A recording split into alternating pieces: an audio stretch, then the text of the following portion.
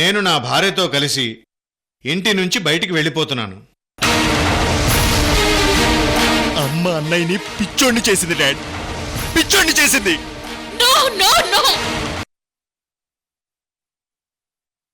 ఆ రాస్కెల్ అన్నయ్యని పిచ్చోడని చెప్పి కూలీలందరి ముందు కొట్టి అవమానంతో బయటికి పంపించాడు డాడ్, బయటికి పంపించాడు.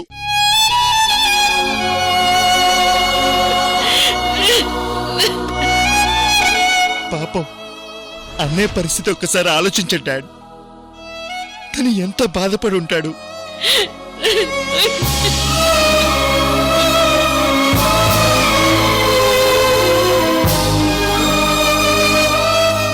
సృజన్,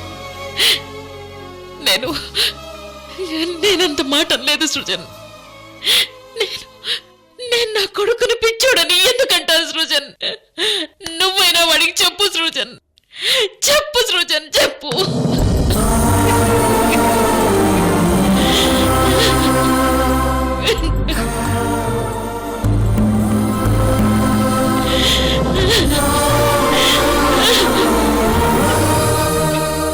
ఉద్యోగంలో నుంచి తీసేయమని ఫోన్ చేసింది నిజం.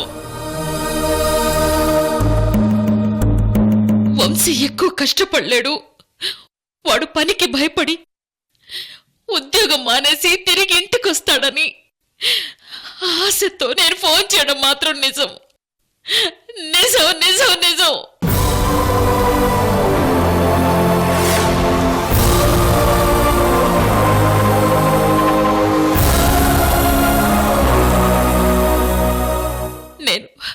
నేను వంశీ పిచ్చోడని చెప్పి ఉద్యోగంలోంచి తీయించలేదు సృజన్.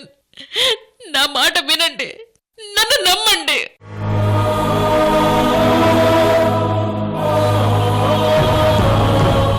లేదు మామ్, నువ్వన్నావు, ఇది నిజం, నిజం. ఆ మాటకు నా మనసు చెలించిపోయింది. అందుకే ఇంటికొచ్చి ఇదంతా చేశాను.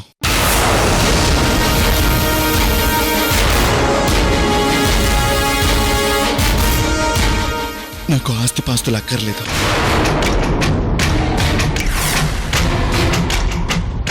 ఈ ఇంటి నుంచి కట్టుబట్టలతో నేను నా భార్య వెళ్తున్నాం. అందుకే లాయర్ గారిని పిలిపించాను.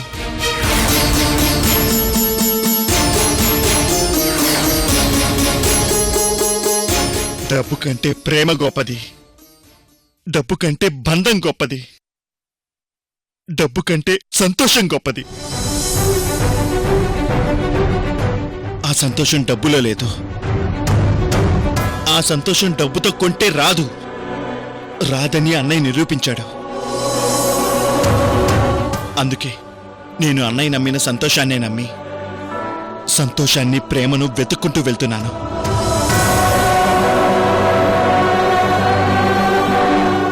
డాడ్, నేను ఇలాంటి నిర్ణయం తీసుకుని మీ మనస్సు నొప్పించినందుకు నన్ను క్షమించండి.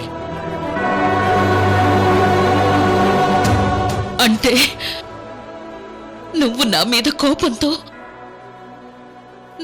నేను అన్నయ్యనలా అన్నానని వెళ్ళిపోతున్నావు, అంతేనా? చూడు, తల్లిగా కాదు, రత్నప్రభాదేవిగా, ఈ ఇంటి యజమానురాలిగా చెప్తున్నాను. నువ్వు ఒక్కసారి ఈ ఇంటి గడప దాటి బయటికి అడుగు పెట్టావో మళ్ళీ ఈ ఇంట్లో కడుగు పెట్టలేవు. నువ్వు ఏదైతే లాయర్తో రాయించావో అదే ఫైనల్ అవుతుంది, గుర్తుపెట్టుకో. మామ్, అన్నయ్య లేని ఇల్లు నాకు శ్మశానంతో సమానం.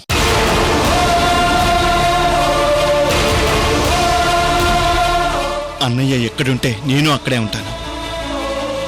అన్నయ్య సంతోషమే నాకు 1000 కోట్లు. ఇక నాకు ఈ ఆస్తి అక్కర్లేదు, అక్కర్లేదు.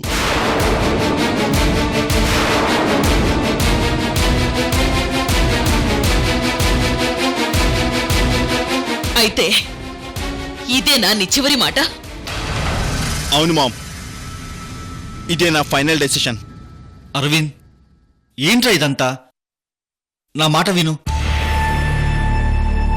మీ అమ్మ ఇంతగా చెప్తున్నా నువ్వు వినవా? తల్లిదండ్రుల తప్పులు నెత్తి చూపి ఇంట్లోంచి వెళ్ళిపోవడం సంస్కారం అనుకుంటున్నావా? ఇది ఎంతవరకు కరెక్ట్? మీ అమ్మ కోసం కాకపోయినా నా కోసమైనా ఇంట్లోనే ఉండు, బయటికి వెళ్ళకు. అమ్మాలివేని, నువ్వైనా వాడికి నచ్చ చెప్పమ్మా. భర్త ఎక్కడుంటే భార్య అక్కడే కదా ఉండాలి. ఆయన మాట నేను కాదనిలేను. నన్ను క్షమించండి మావయ్య. రా అలివేణి.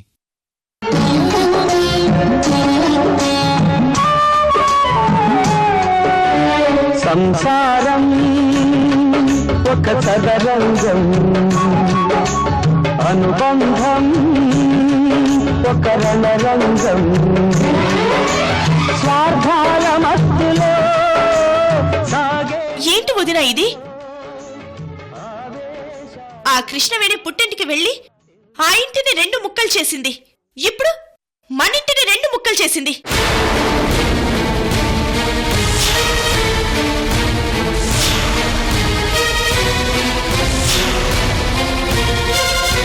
అక్కడ అన్నదమ్ముల్ని విడదీసింది, ఇక్కడ తల్లి బిడ్డల్ని విడదీసింది.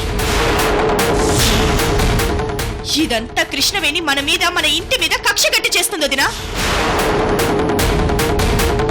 అరవింద్ని అలివేణిని రెచ్చగొట్టి తెలివిగా ప్లాన్డ్గా వంశీలాగే వీళ్ళని బయటికి లాగి మనల్ని ఒంటరి వాళ్ళని చేసింది ఆ కృష్ణవేణి వదినా. ఇదంతా నీ మీద కోపంతోనే కావాలని కృష్ణవేణి చేస్తుంది వదినా. వంశీ అంటే నీకు పంచ ప్రాణాలు. అలాంటిది నువ్వు వంశీనంత మాట అంటావా? కల్లో కూడా మేము ఊహించలేం వదినా. అలాంటిది నువ్వు వంశీని పిచ్చోడన్నామని అరవింద్కి అలివేణికి చెప్పి వాళ్ళిద్దరిని నమ్మించి ఇదిగో ఇలా ఇంట్లోంచి బయటకు పంపించింది. ఇదంతా ఆ కృష్ణవేణి పన్నిన పన్నాగం వదినా. మయూరి, మాట్లాడింది చాలు, లోపలికి వెళ్ళు.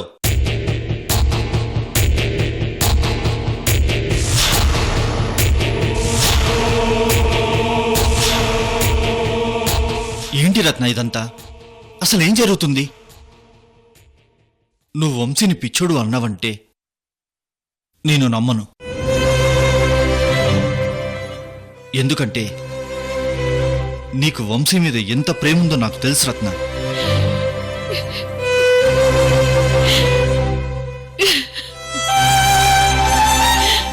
సృజన్, నేను నిజంగా వంశీని పిచ్చోడు అనలేదు సృజన్.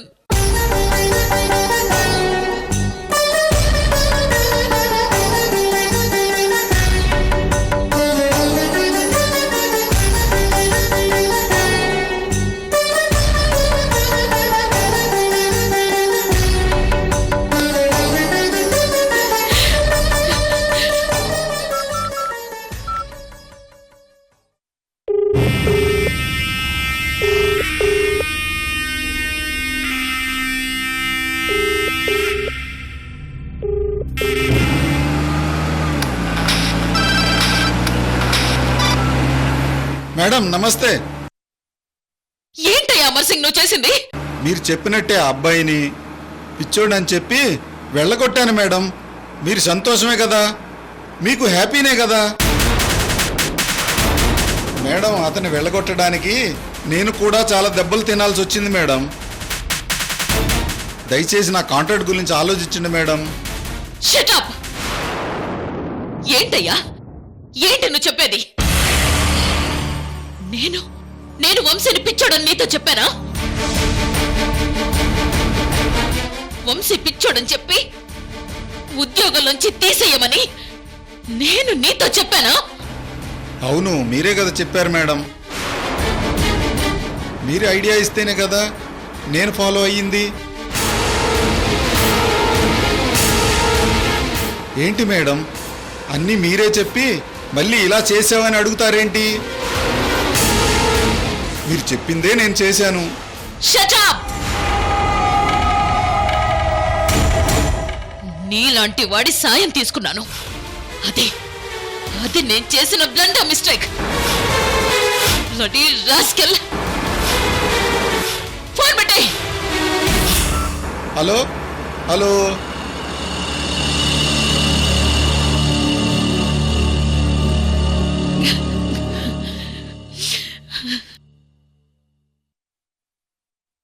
భగవంతుడా, నేను అనని మాటలకి అన్నానని అరవింద్ అపార్థం చేసుకుని ఇంట్లో నుంచి వెళ్ళిపోయాడు. ఒకవేళ వంశీకి కూడా తెలుసుంటే వాడెంత బాధపడుంటాడు.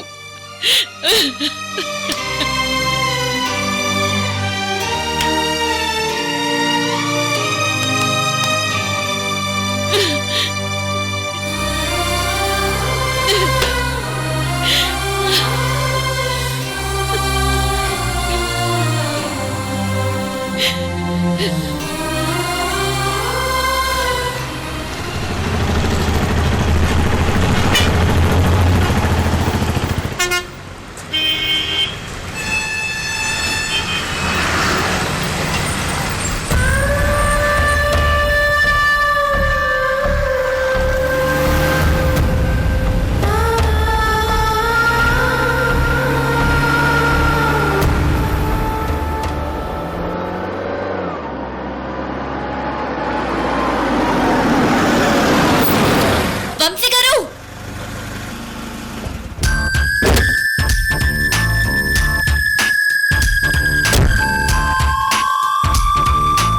వంశీ గారు,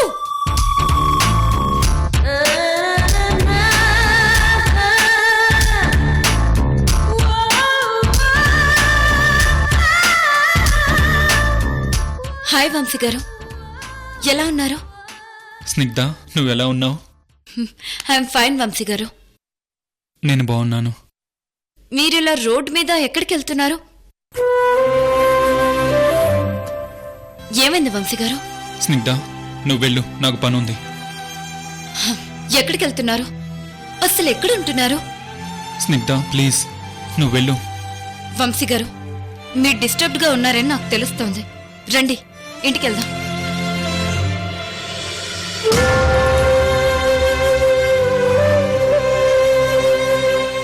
ఏ, మీరు నన్ను పెళ్లి చేసుకోనంత మాత్రాన మన మధ్య రిలేషన్ ఉండదా? అట్లీస్ట్ స్నేహం కూడా లేదా? Of course, you are my best friend Snigdha. Thanks. But ఈ ఫ్రెండ్ తో ఈ రోజు మీరు వస్తున్నారు అంతే. రండి.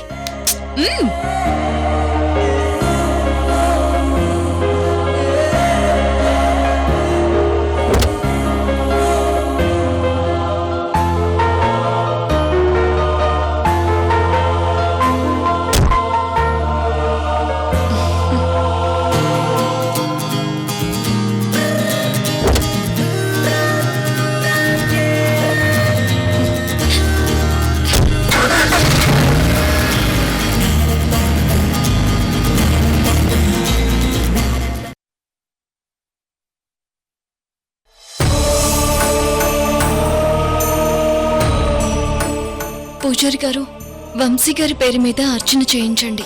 అలాగేనమ్మా. గోత్రనామాలు చెప్పండి అమ్మా. వంశీ కృష్ణ కౌండిన్యస గోత్రం.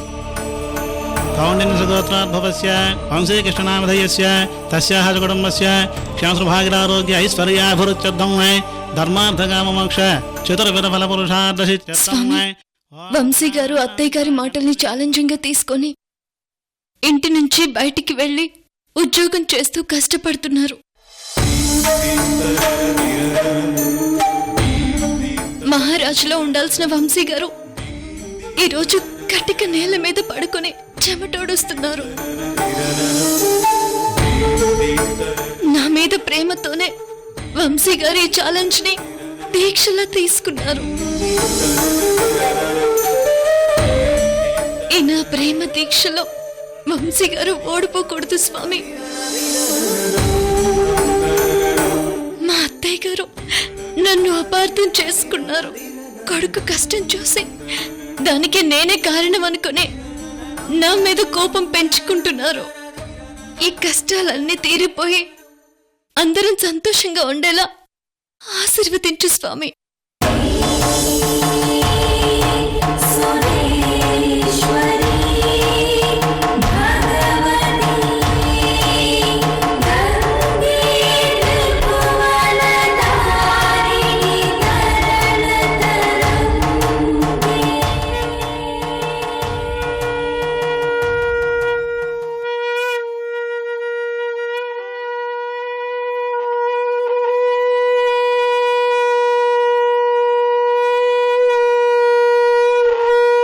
ఈ శంఖం నాతో ఆ స్వామీజీ గారిదే. అంటే స్వామీజీ ఈ గుడిలోనే ఉన్నారు.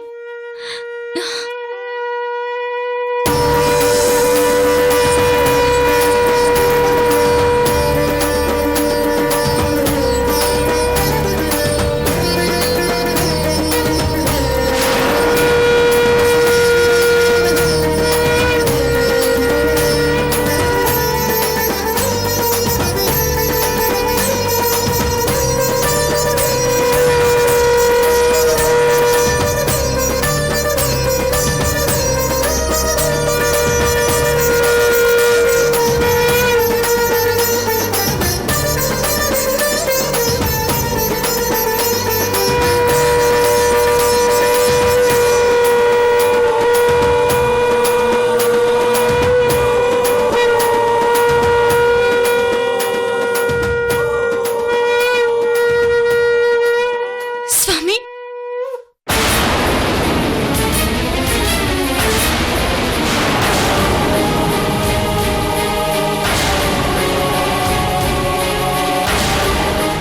లోకో విధిర్విజీవస్య జన్మ మృత్యుంజరాధికం దేశాయ మధ్యే స్థివిర్యాస్తి తద్రం రంగేత్ నాటకం కారణకలయం భవదాగమనం భ్రమ విభ్రమణం జీవన చక్రం కేళీ విలసన్ మాయాజీవ మధ్యే రంగం నట సంతులనం హరహర మహాదేవ శంభో శంకర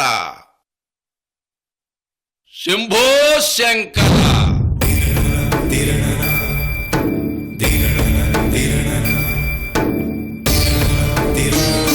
ఏమిటమ్మా కన్నీళ్ళు? నా కష్టాలకు ఆనవాళ్ళు స్వామి.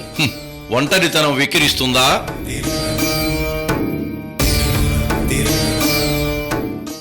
ఏడడుగుల ఎడబాటు ఏడిపిస్తుందా తల్లి? ఒక్క క్షణం బ్రతుకు మీద ఆశ, ఇంకో క్షణం నిరాశ స్వామి. అది ఏ మనిషికైనా తప్పని పాశం తల్లి. అలసిపోయాను స్వామి.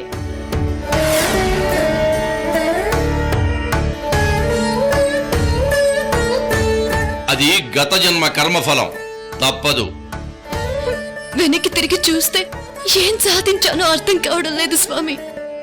ఎక్కడో పుట్టిన నది చిన్న పాయగా మొదలవుతుంది, తర్వాత ప్రవాహం అవుతుంది, ఆ తర్వాత జలపాతం అవుతుంది, కొండలు అడ్డు వస్తే ఓర్పుగా పక్కకు తిరిగి వెళుతుంది, ఆనకట్ట కడితే దాహం తీరుస్తుంది, చివరికి సముద్రంలో కలుస్తుంది.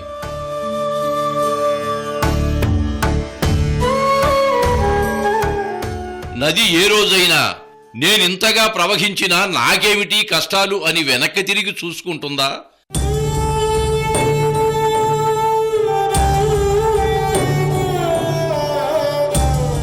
ఆడజన్మ కూడా అంతే తల్లి.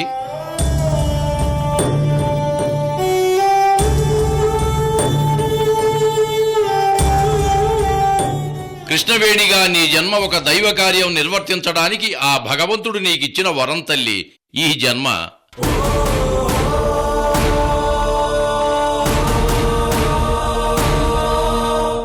రెండు జన్మల జ్ఞాపకాలు ఆ భగవంతుడు ఏ మానవుడికి ఇవ్వడు, నీకు మాత్రమే ఇచ్చాడు.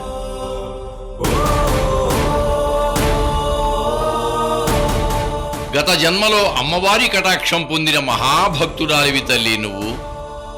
మీరెన్ని చెప్పినా వర్తమానంలో కష్టాలు నన్ను భయపెడుతున్నాయి, మానసికంగా కృంగతీస్తున్నాయి. మీరు కనిపిస్తే కష్టాలు చెప్దామనుకున్నాను, కానీ దానికి ముందే మీరు ఓదార్పు మాటలు చెప్తున్నారు స్వామి. ఓదార్పు మాటలు కాదు తల్లి, యుద్ధానికి సమాయత్తం అవమంటున్నాను.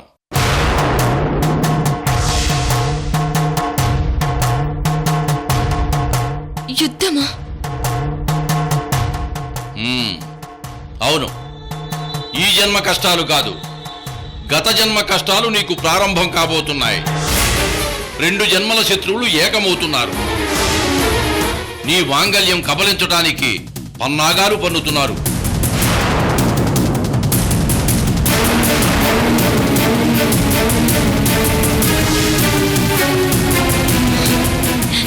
ఎవరు స్వామి వాళ్ళు? నా మాంగళ్యాన్ని కబలించడానికి ప్రయత్నమా? మరి ఆ రోజు ఆ రాక్షసుణ్ణి కాల్చి మట్టు పెట్టాను. ఇప్పుడు ఇంకొక శత్రువు ఎవరు స్వామి? నిన్ను హెచ్చరించగలను గాని నీ భవిష్యత్తులో జరగబోయేది చెప్పలేని నిస్సహాయుణ్ణి తల్లి. ఒకవేళ నేను చెబితే నా తల 1000 ముక్కలవుతుంది. వద్దు స్వామి, మీ హెచ్చరికతో జాగ్రత్తగా ఉంటాను.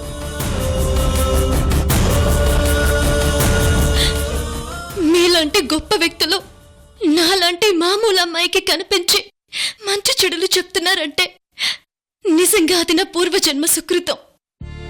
మీలాంటి స్వాముల దర్శనంతో మానసిక స్థైర్యం రెట్టింపు అవుతుంది. ఎన్నోసార్లు మీరు చాలా ప్రమాదాల నుంచి నన్ను హెచ్చరించి కాపాడారు. అందుకు నేనెప్పుడు మీకు రుణపడి ఉంటాను స్వామి. ఈ రోజు నుండి ప్రతి క్షణం జాగ్రత్తగా ఉండాలి తల్లి.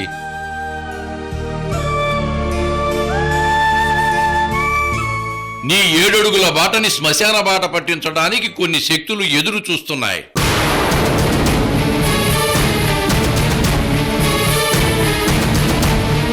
ఈ రోజు నుంచి వచ్చే సూర్యగ్రహణం వరకు నీవు నీ భర్త చాలా జాగ్రత్తగా ఉండాలి తల్లి. ఈ మాట గుర్తుపెట్టుకో. అలాగే స్వామి. హరహర మహాదేవ.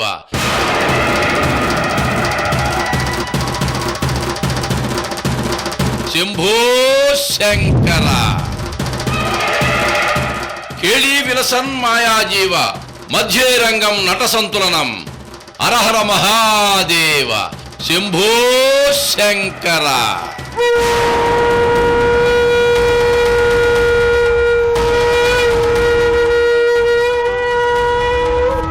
లోకో విధిర్విజీవస్య జన్మ మృత్యుం జరాధికం దేశాయ మధ్యే స్థివిర్యాస్తి తద్రం రంగేత్ నాటకం.